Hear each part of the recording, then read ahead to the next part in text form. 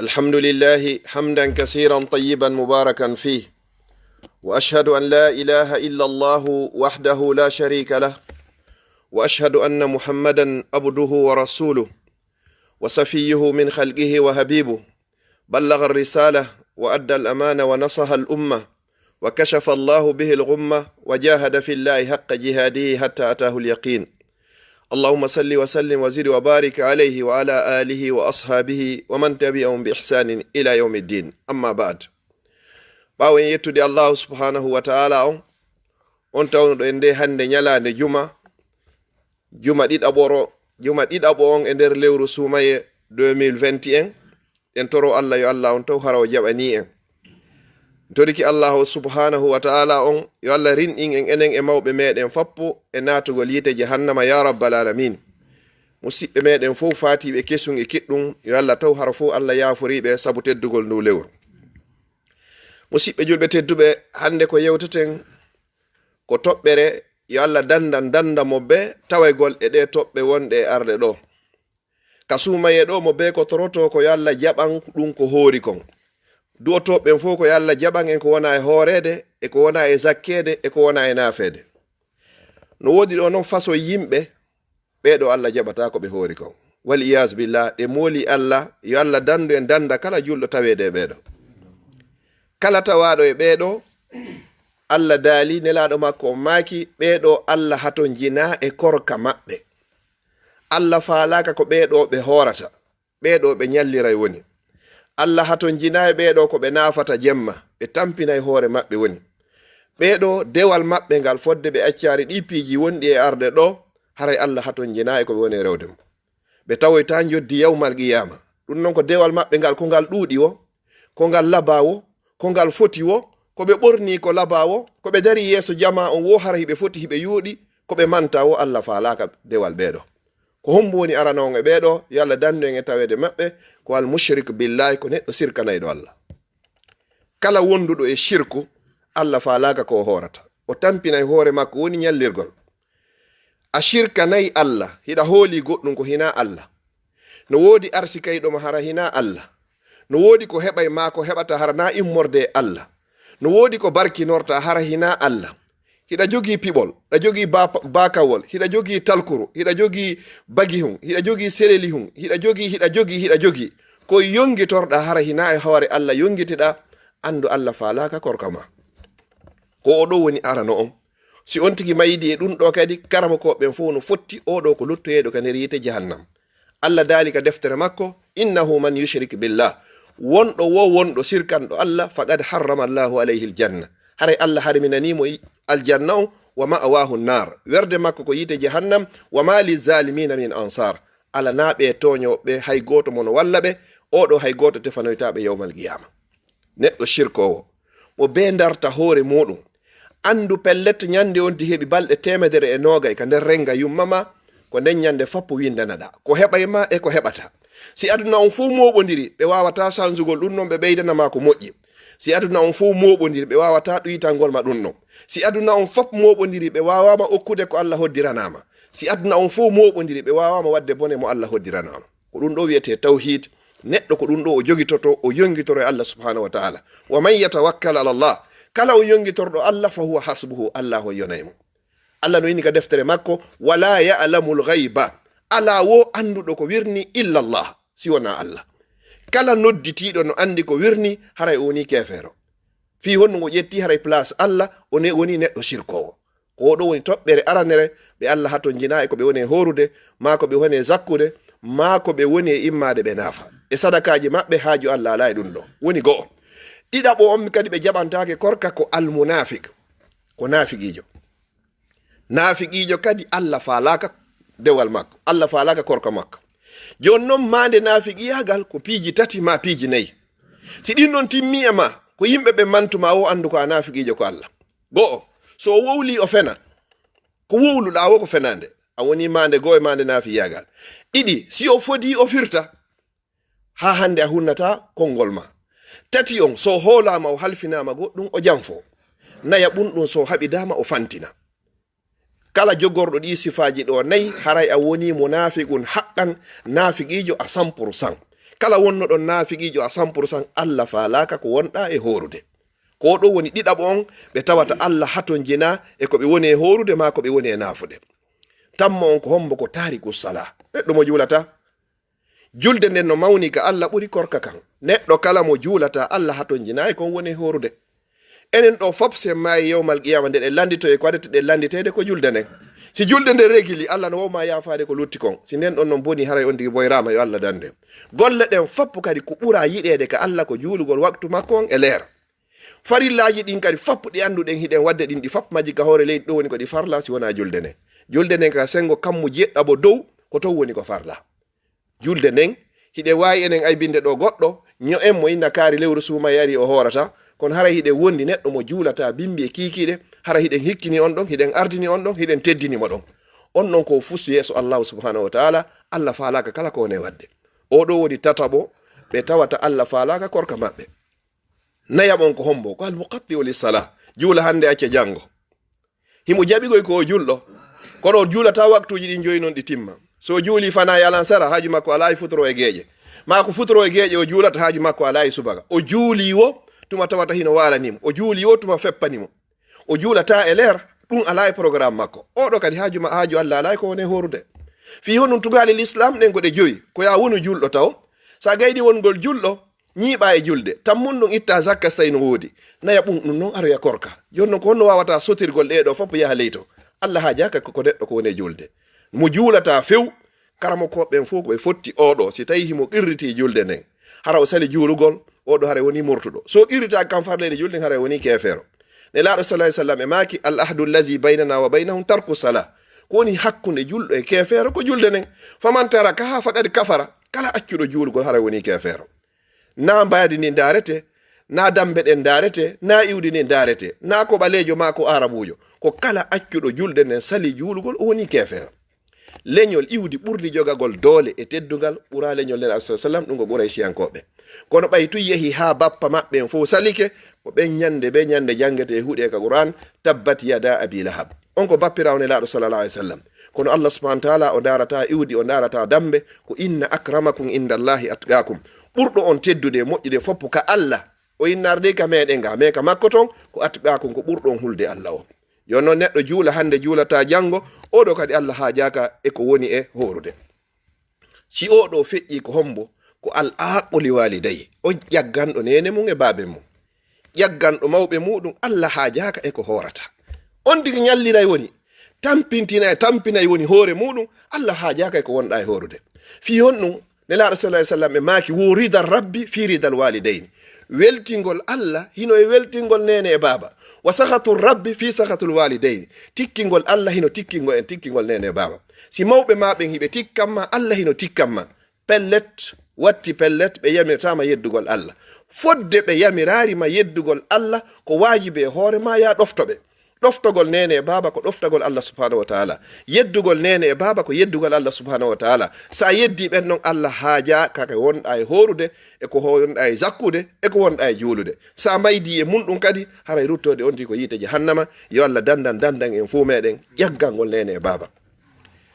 Abdullah ibn Abbas o inni wo kanko o anda gollal moƴƴal ɓuraygal ɓattingol neɗɗo ka Allah ɓuri ɗiggangol nene e baba. O wiyete ɗo non Abdullah ibn Abbas ko ɓiɗɗo bappirawo nelaɗo sallallahu alaihi wasallam ko oɗo ala anduɗo ala wawɗo firgol Qur'an ɓuri o suka ɗo. Nelaɗo sallallahu alaihi wasallam toraninomo Allah hari ko o paykum ɓe inni Allah famimo Qur'an faminamo kadi firo Qur'an Allah jabindiri noon kadi Abdullah ibn Abbas radiyallahu anhuma ko oɗo non o inni wo kanko o anda golle moƴƴe ɓurayɗe ɓattinayde ma ka joomi ma yawmal qiyama ko tawata o weltorantoma ɓuri sa ɗiggani yumma ma e baben ma. Goɗɗo arno wulliti ka nelaɗo sallallahu alaihi wasallam o inni nelaɗo baabe ngan yetti jawdi andi ɗum ɗo ɓe jatti ɓe waɗi ɗum ɗo ɓe waɗi o wowli ha tawi mo wulliti hoore baabe makko ko ɗum andi toon probléme ji ɗi na hande ɗi fuɗɗi ko jongande ma fewndo saha baɓe ko ɗum nelaɗo sallallahu alaihi wasallam e maaki wo anta wa maluka milkul li abik wo an wo jawdi ma wo fof ko ɓen ma jeeyi tawi ala ka feƴƴe ɗon udi Allah amru lanni hande kadi joni noon ŋermugol ɓe ɗon yenna ɓe ɗon critique ɓe ɗon fi gongel ni andu a ƴaggani Allah a yawike Allah a yeddi Allah subhanahu wa ta'ala sa maydi e muɗum no wodi noon suusuɓe fewnɗo suusi reedu haran horude fewnɗo ni haran taƴodiri e nene mum ma taƴodiri e baabe muɗum wallahi summa wallahi tippugol e ɗi hadiseji ɗo a ñalliray woni fiyon no jaɓayɗo dewal ngal himo seytinanma sabu ko ƴaggannaɓe kon par ce que ɓe innarima wata juulo ɓe innarima ya yeddu Allah ɓe innarima ya yaru beere ɓe innarima ya jeenu ɓe innarima ya wujju ɓe innarima ya jattu ɓe innarima ya fenu ɗiɗo fof ɓe innari ko ɓe inni waɗu ɗum ɗo waɗu ɗum ɗo waɗu ɗum ɗo waɗu ɗum ɗo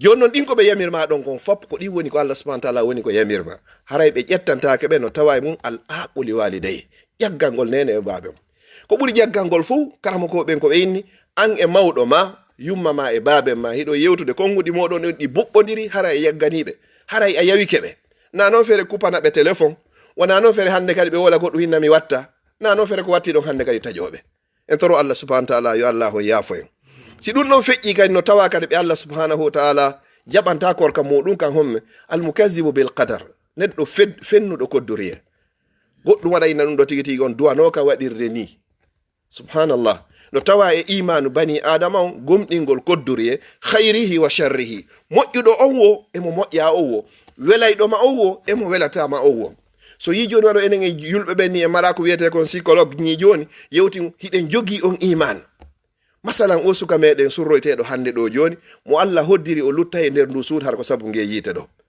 enen ko jogiɗen Allah hoddiri ko ɗon ka Allah hoddiri ka mayata ɗon eno mayirta ɗon ko ɗo wata sansugol ɗum ɗon enen e watta enquête inni ko ɗum ɗo waɗi ko ɗum ɗo waɗi ko ɗum ɗo waɗi so waɗano ɗum ɗo wattano enen ɗum alaka hakkillaji meɗen en gomɗini Allah subhanahu wa taala o ñande o tagunomo o heɓuno 120 jours ka nder reedu yumma makko Allah hoddirno ko ɗum ɗo wata wonde sabu makko si goɗɗo maayi e ndiyam maayi e yiite maayi e avion maayi ka suudu muɗum maayi makka no woodi mayɓe e nder makka hara ko yiite jahannama no woodi maayeyɓe e nder fuuta nder hara heɓata tatonayo njowo ko wattino itaɓe hara ɓen ko jannatul firdawsi laala ko golle ma ɗen woni ko naɓay ma aljanna wona nokku ka mayɗa ɗon ɓuyno surrede makka kono pellete ɓen ɗo nelaɗo sallallah alih w sallam tefanoytaɓe hay si tawi mayugol makka ma mayugol madina jogui valeur kono noon ko il faut wona julɗo taw hara ɗa jogui gollal moƴƴal abou jahali en no woodi buy keferoɓe geddo Allah ɓe maynoɓe e nder makka ma e nder leydi madina tun kono hara pellete hiɗo andi qur'an no huuɗiɓe hiɓe huuɗede ila yawmil qiyama joni noon neɗɗo kodduri e on ko Allah hoddiranma kon jogo konngol fof konngol ko heɓma qaddara llahu wa ma sha'a fa'al Allah hoddiri ɗum ɗo o waɗi ko yiɗi kon o waɗi ko wela kon jaɓa ɗum ɗon Allah subhanahu wa taala lontinante ɗum ɗon o wattanama welo kala heɓuɗo ɗum ɗon inna lillahi wa inna ilayhi raji'un allahumma ajirni fi musibati wakhluf li khayran minha Allah kaka mame woni ko an addi men ɗo kaka ma kadi woni ko min ruttoto Allah mi torikema lontinanan ɗum ɗo go suno ɗo wattanalam welo Allah lontinante wallahi o wattanama welo ko wonuno suno kon kono ko sa wawi gomɗingol jaɓa ɗum ɗo kadi hoddira wondema pellete ko immorde ka Allah subhanahu wa taala hay so tawi a ƴettay sababuji ɗi kono ko ya jaɓu pellete ko doriye on pellete o wopatama bani adam si a gomɗini piiji dan hino ton a fawtoto a soñjotako gomɗi wondema pellet mayde ma nde wawama wopude yimɓe ɓen ɓe yiɗarima ha ɓe wawama ɓeydande e balɗe ma ɓe añarima ha ɓe wawama ɗuytande e balɗe ma ñande timmi wosi timmi ɓurɗoma yidde on o wawata ɓeydandema hay seconde goto aɗo timmude ɓurɗama añude on wallahi ko añuma o ɗuytantama yeru seconde goto ko añuma o ko añuma arsike mo Allah winduno on a heɓay ñande heɓuɗa 120 jours 4 mois ka nder reedu si aduna o fof moɓoniri ɓe ɓeydantama centime goto si ɓe fop maɓɓe ɓe añime kadi ɓe watama ɗuytande centime goto arsike ma on ko biyadillah koye juuɗe Allah subhanahu wa taala woni na e juuɗe bani adam si ɗum ɗon feƴƴi sakkitoron kun ko wonnum almustahzi'u biddin neɗɗo jalkitayɗo diina Allah hajaka konko horata yi'a goɗɗo no ɓorniɗo jilbabu ina dari doloki o fina a jalkiti diina kan Allah hajaka ko horata yi'a goɗɗo no acciti waare an welatama dara dari ba'i no wayri a jali diina kan welatama terto ɗon ko sunna si tawi imanu ma on hewtari ka accita ka gollitira sunna on ko diina kan wi'i kon terto ɗon toroɗa Allah yo Allah on newnane teroɗa Allah yo Allah tabinti ngoɗo kono wallahi summa wallahi jalkitugol diina kan foti koye soobe wonɗa foti koye sama kala woɓɓe noon ko ɗum ñallirta sa yi oustage hoy sa yi koye karamo ko hoy sa yi ɗe jilbabuje ɗeno daso ka leydi ndaari gordowi haray ɗum ala e lawol ma ko diina kan woni ko wi ɗum si a anda lando sa landike wallahi a majjata wa akhiran musidɓe julɓe tedduɓe almannan neɗɗo wajitayɗo wajita wowla sa waɗani goɗɗo moƴƴere mawmen men ko makata ko okkora nyawlan surran si feƴƴi ɗum no haray wonari teddugal. sa waɗani goɗɗo ko moƴƴita wajitumo. hande hiɗo weldi a waɗanimo ko moƴƴi, jango si on haɓoyi iyaka nde wolitata ɗum ɗon, sina ɗum a bonnay golle maɗen fop. wa akhira musidɓe julɓe tedduɓe, yo Allah dando en tawede ko wiyete ko muflis ko neɗɗo rewɗo Allah ka aduna ɗo, himo juuli foppu no jaɓa, himo hoori fof no jaɓa, himo itti zakka fof hino jaɓa, himo itti sadaka fof hino jaɓa, himo hajjoyi fof jaɓama, o jokki enɗam fof jaɓama, o ɗiggani nene baba fof jaɓama. kala ko wiyete dewe moƴƴeɗen ko fop o waɗiri no wiira non, Allah jaɓanimo fop. yawmal qiyamati Allah jonitama joddi muɗum foppo kadi o suto aljanna. konto probléme o woni arde, himo fenuno e hoore oɗo, on non ara réclama droit makko e hoore makko, joddi julde ne ƴette jonne ɗum ɗo yara ɗon. himo ñewuno oɗo bonni inde oɗo, o ara réclama droit makko yeeso Allah, ko horuno e ko hajjuno yara ɗon. himo wirtuno oɗo, ɗum ɗon kadi ƴette yara ɗon. himo toñuno oɗo, himo wanno ɗum ɗo, hunduko makko kon o wawari ko jogade malgré o waɗi dewe ɗen. ɓen ɗon fop réclame haqqeji maɓɓe ɗi. ɓaya Allah ni wa ma rabbuka bi zallami lil abid, jomi ma o toñata, landitiɗo wo hara ko non woniri o hetta e moƴƴi makko ɗi. ɓay mbuɗi ala nde ñande na ero wona dollar. yaha ha hande kadi hara moƴƴi makko ko Allah récompense nomo kon fof, jonnitunomo kon fop, ɗi lanni hande kadi hara ɓe o toñunoɓen, ɓe o joganinoɓen, ɓen ɓe lannari. ko honno gerdete hande kadi ko boneji ɓen ɗin wona e ƴettede fawe e hoore makko. neɗɗo fokkitunoɗo aljanna hande kadi tawa ko yo nange, o kolmbe, o jolke, o bugo e yiite jahannama. sabu honɗum, sabu ɗengal makko ngal, wowlugol ko o anda, wowlugol ko ala e laawol makko. nelaɗo sallallahu alaihi wasallam ɓe landano ko honɗum ɓurata naɓugol goɗɗo aljanna, ko honɗum ɓurata naɓugol goɗɗo yiite jahannama. ka ɓe maaki piiji ɗiɗi pet. ko ɓurata okkoyde goɗɗo aljanna yawmal qiyama, yo Allah okko en aljanna, ko kulol Allah e moƴƴugol jikku. kulol Allah e moƴƴugol jikku ɓurata naɓugol yimɓe ɓen aljanna. ko honɗum ɓurata naadoyde yimɓe ɓe yiite jahannama, ko hunduko kon ɗengal ngal kañumma e farji o. nelaɗo sallallahu alaihi wasallam wo kala renuɗo ɗiɗo ɗiɗi ɓe ƴettanimo garanti haray tigi tigi on o yaha e aljanna. mi toriki Allah yo Allah tawni en ɓe ƴettanaɓe garanti nato e aljanna. aqulu qawli hadha wa astaghfirullah li wa lakum fastaghfiruh innahu huwal ghafurur rahim.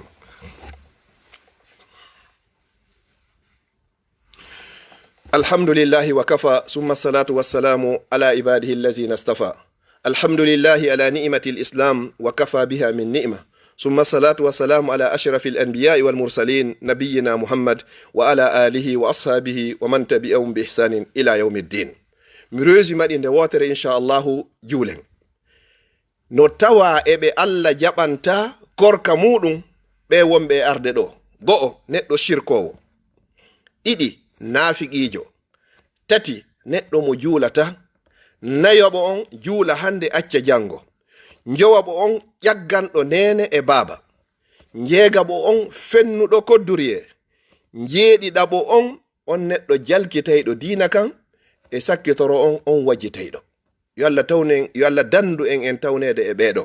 اللهم لا تفرق هذا الجمع إلا بذنب مغفور وسعي مشكور وعمل متقبل مبرور. اللهم اجعل جمعنا هذا جمعا مرحوما وتفرقنا من بعده تفرقا معصوما. اللهم لا تجعل فينا ولا معنا ولا من بيننا شقيا ولا مطرودا ولا محروما برحمتك يا أرحم الراحمين. متورك الله كلامار بأنديجي الله إتم بأنديجي مأبه كلمان نون بما نون رابه يا الله سلم به fatiɓe ɓen fof mawɓe meɗen kesum e kiɗɗum fop yo Allah on yaafoɓe. enen kadi yo Allah wurno en haka gurna moƴƴani. yo Allah ƴettito e ñande tawata ko mayde nde woni ko moƴƴani. yo Allah waɗu kaburuji meɗen enen e mawɓe ɓen hara ko wendu jeyando e wenduji aljanna. en ari ɗaɓɓugol arsikeji meɗen e ɗi leydi. yo Allah hokkonen ko laaɓi ko ɗuuɗi ko dagi ko waɗa barke. yo Allah moƴƴinan en ɗo moƴƴina en ka meɗen. yo Allah moƴƴinan en leydi lagine ni. yo Allah hokkore lamɓe fewɓe nunɗuɓe huloɓe Allah. yo Allah waɗu en enen kadi laamatiri fewdi nunɗudi hulode Allah. kala mo Allah subhanahu wa ta'ala andi ka gandal muɗum wirningal so ardike o feppina ɓiɓɓe lagine men fop yo Allah jonnumo laamu en toriki Allah subhanahu wa ta'ala. yo Allah wurno en koye julɓe. yo Allah ƴettiti en koye gomɗinɓe. rabbana atina min ladunka rahma wa hayyi lana min amrina rashada wa sallallahu ala nabiyyina Muhammad wa ala alihi wa sahbihi wa sallama tasliman kasira wa akhiru da'wana anil hamdulillahi rabbil alamin wa aqimis